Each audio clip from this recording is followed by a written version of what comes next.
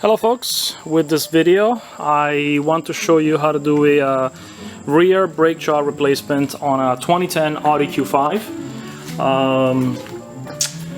This is probably going to apply to all Audis since they seem to be all the same. The first thing to do is to release the e-brake. So for that there is the most common tool used to do that is the Rostec VACCOM tool. However, that's $300. There is another one that's a new company that's up and coming that is working on a much cheaper solution, and in fact it is a company called Carista. So they make a little module which plugs into your port under the dash, and right now the feature to release the e-brake is in beta, so the software is not released yet. However, it seems to work. It also allows you to set different things like lighting and so on. So anyways, you basically go into this tools menu and you just click on open, and it opens the brakes. You have to have your ignition on, and once it's done opening the brakes, you see that the e-brake light stays on flashing. Not sure, it's not focusing. Anyways, it'll flash and you basically shut off your ignition, and now you're ready to release your e-brakes. So I'm going to take off my rear tires and make sure that the e-brake is in fact released, and then I'll start proceeding with taking it apart. So the first problem you're going to encounter is how to actually lift the car off the ground. What I did is I just put my jack under the suspension arm right there. Let's see if I can get closer. A little hard to see. And once the so that's going to lift the tire off the ground first, and then the car. And then once you have that high enough that returning the taking off the jack, the tire is going to go down again. So you got to make sure that it's high off the ground enough so the tire still remains off the ground. Tire is moving, so the e-brake is released, and you just put a safety jack there and you're good to go. Off to taking off the tire. Okay, to take the caliper off, you're gonna have to undo that bolt right there and that one right there. You'll also notice that there is a counter nut that has to be held in place in order to take that bolt off. Also, the e-brake motor connector has to come off, and in order to do that you have to lift this tab ever so slightly. It is tough. I had to use a screwdriver, but it can crack very easily. You notice there is a little tab right here, right there. So that's what this little gadget catches on right there, and so you have to bring it in just a little bit like that, and it'll come off. So you just kind of grab the whole thing together, lift this, and then pull it out. Very delicate. Okay, once the two bolts are out, you can lift this. See the guides here retract, and you can lift this whole thing out, straight out. Hard to do with one hand, but the whole thing will come out. It looks like the pads are going to stay in place, and the clips, which obviously are all going to get replaced. So the next step in the process here is to make sure that there is enough room to get the new pads in. Before I took this apart, I decided that that's something that you need to be aware of. And I realized that even though the e-brake has been opened up by the Carista tool, and software, the caliper is still a hydraulic system, so it needs to be pushed back. And this one is a twist screw-in right hand side. Actually, let me make sure. Yep, right hand. I had to go out and buy a kit from Harbor Freight to do this, which I will use later on. I know that some of the automotive parts store, they rent them for free actually, but I figured it's time for me to own one of these gadgets. So let me set the camera up and show you basically how very slowly this works. What you have to do is you have to make sure that you open your oil reservoir for the brake fluid, because of the fact that as you do this, the oil is going to want to go somewhere. So the hood is open and I have the cap open, and you very slowly crank this down. Okay, and then you go up front, make sure that oil is not oozing out, and it seems to be okay.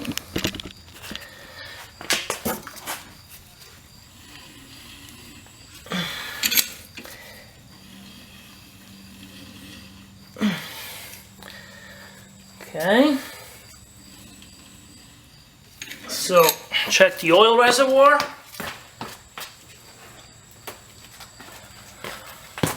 Coming up, but there's plenty of room. I get a little more.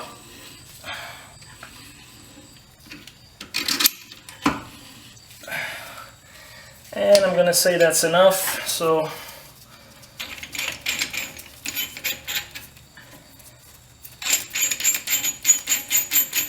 take this off. So this is the right hand twist, and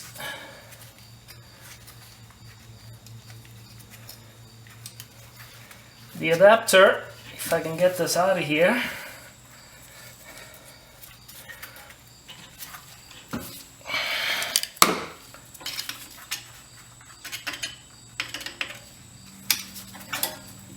There we go. The adapter is number 8. Okay, actually, as you can see, the piston, the caliper surface there really has 3 notches, but the entire kit has a whole bunch of pieces. None of them have 3 notches. This is the only one that has 1, but it also has the lip all the way around, so it's sufficient for it to grab and do the job. And as you saw, it worked. So now that I know that I can open up the caliper, I don't know if that's sufficient, but I know I can do it. So I'm gonna go ahead and remove the pads, which will come right out. I'm gonna remove this bracket, the springs, and this bracket comes off by taking off this screw right here, this nut right here, and the other one down there as well. Those are pretty tough to get out, so you need a breaker bar. They do come in the kit. It's replaceable hardware, one-time use supposedly. In fact, the kit that I bought from the Audi dealer comes with these 2 bolts and these 2 bolts, as well as a new screw for the which I already took out for the rotor, which these are also one-time use. And to get these out, it's a bit of a hassle, but basically dead blow hammer, you bang all the way around and eventually they do come loose. Another detail I just discovered, the brake line is very short. So you're gonna have to, before you try to take out the caliper, you have to take this grommet out of this holder right here. That will give us more slack to get that guy out of there. Okay, so the caliper is, the rotor rather is off. Again, a little scary, but basically dead blow hammer all the way around and until the caliper just falls off. So now it's time to put everything back together. One thing to note is, I think I might have mentioned this already, this bracket needs to be brushed off a little bit, wire brushed, to make sure that these surfaces are clean for where the clips are going to go back onto. Also, all the way around here, this needs to be cleaned up as well, just wire brush, brass type of wire brush, and clean up all this rust so that the new rotor can go in and make contact and be nice and straight.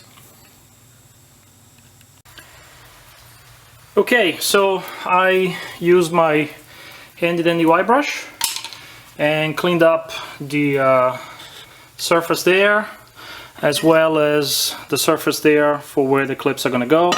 Again, these guys are nice and springy, so I'm not going to bother with those. Those are nice and clean. And now it's time to put it back together. My brand new rotor. Put it so the screw matches there. It goes right in, no problem.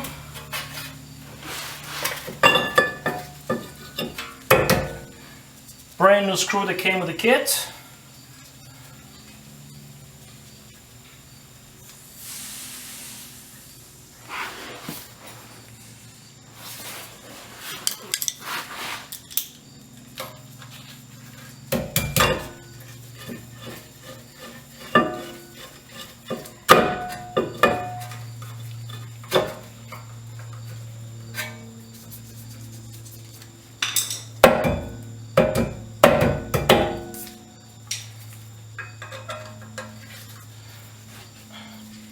That's it, just hand tight and that's it. Then we have our bracket, which goes like this. Brand new bolts. Short on the bottom, I think. Yep, short on the bottom.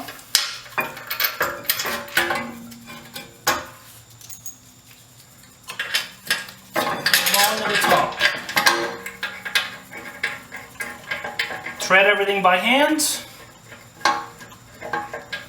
and then tighten with 18mm socket or wrench.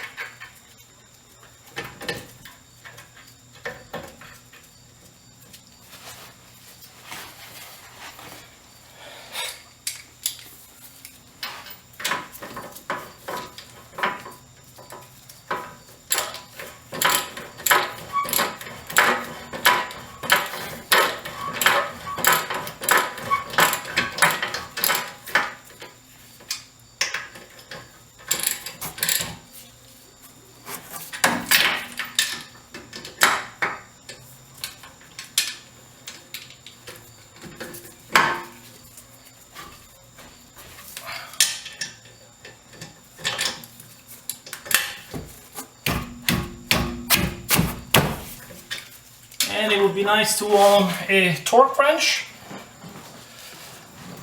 Someday I'll buy one. And that's that. Brand new pads, brand new clips. So obviously the clips go on first. I believe they're like this.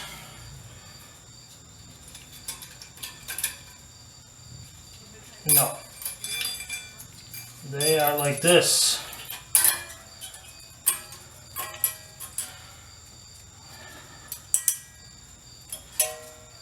That's why I like to take my time. This job should take half an hour. It usually takes me longer just because I do it carefully. So, again, these are all original parts.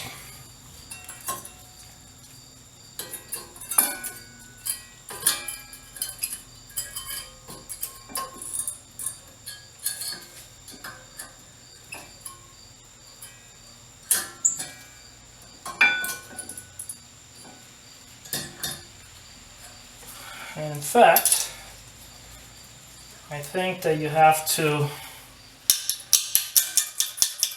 put this in at the same time.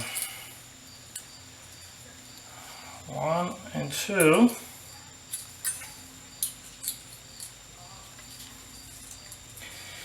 Because these little clips, which are probably meant to, well, they're holding the pad in the right spot. It won't let you get it through, so I think that these have to go in like this.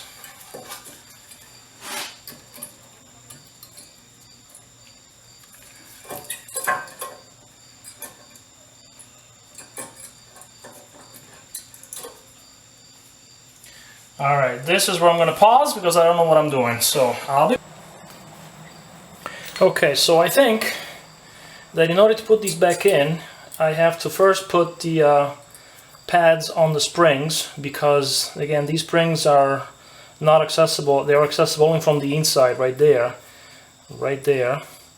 And now that I have everything on like this, then I should be able to expand them slightly and just slip them right over. I am hoping that's the case, because otherwise I'm going to do the bottom first. In fact, it's not that easy.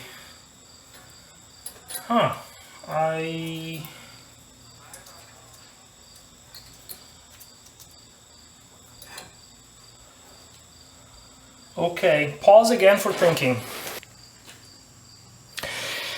Okay, so after thinking about this for a few minutes, I realized that the pads need to go in before this whole thing is assembled. So either I figured maybe take the rotor out and insert that underneath once the bracket, with the bracket already in place, but when I try to take it out, it wouldn't come out with the bracket in. So I figured take the bracket off. Put the pads in and then expand them and slip them right on. So that's what I'm working on now. It is not easy to put these brackets on, put the pads on without damaging the springs. You basically have to get them over everything there, press a little bit on the spring, and then you can push up from the bottom, but keep your fingers on top, because of the fact that this thing comes in, and then if it goes in too fast, it'll bend the spring right here. So one side at a time, push, there.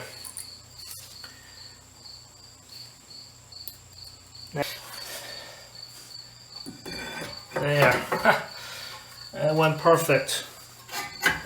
And it's in the right direction. Just has to go in the right place. There. Bang.